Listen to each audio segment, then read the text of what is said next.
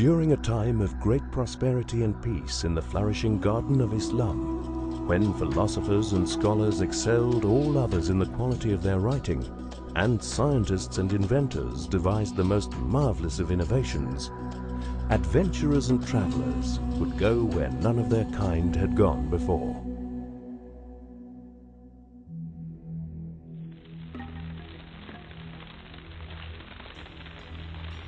Around the year 1529, Ming Emperor Shizong burnt hundreds of logbooks, the final act in destroying evidence of China's supremacy in naval power. Lost for more than 500 years, accounts of a mighty Chinese armada were rediscovered in Fujian province in the 1930s.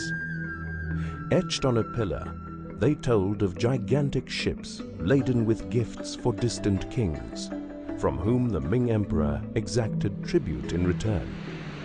Between 1405 and 1433, the treasure fleet set out on 7 voyages into the unknown. At the helm of these vast armadas was a 2-meter-tall warrior navigator, the Muslim admiral of the fleet, Zheng He.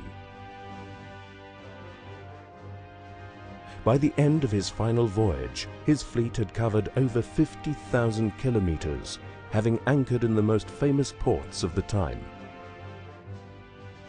From China to India, from the Arabian Sea to the east coast of Africa, Zheng He led his ships further than anyone before.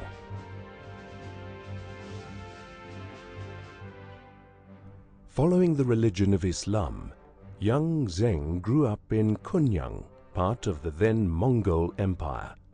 But his boyhood life was to change on his 11th birthday.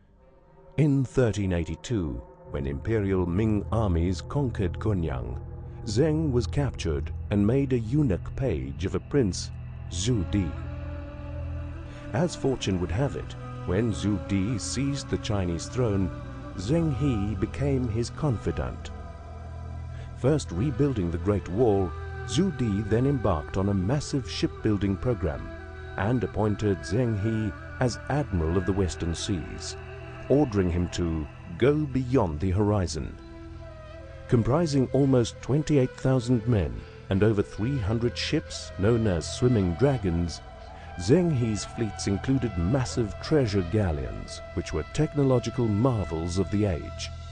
400 feet long and 160 wide, with 9 masts, they were almost 5 times the size of Portuguese caravels, which would sail into the Indian Ocean only 50 years later. With a crew of 1,000 men, the ships took enough food to last them for years at sea, and included tubs of earth on deck so that vegetables and fruit could be grown. Beneath were kept the treasures with which to impress their hosts, while within watertight holds, horses were stowed for the cavalry.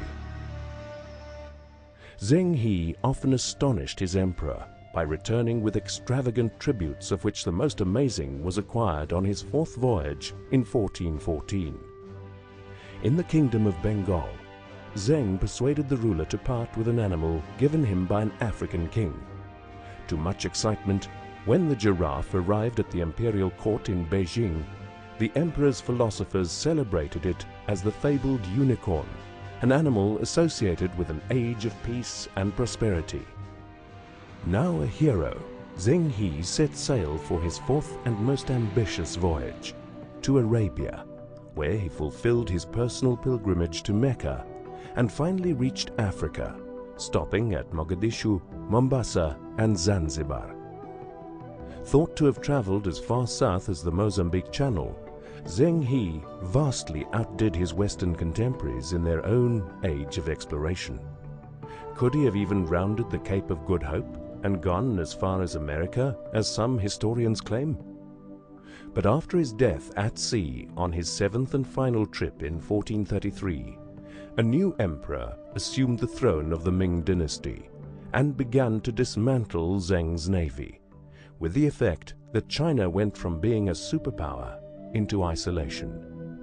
Yet Zheng He's epic voyages of adventure are remembered by porcelain shards which still wash up on the beaches of East Africa, and the etchings on the pillar left in a temple signed by the Admiral of the Western Seas.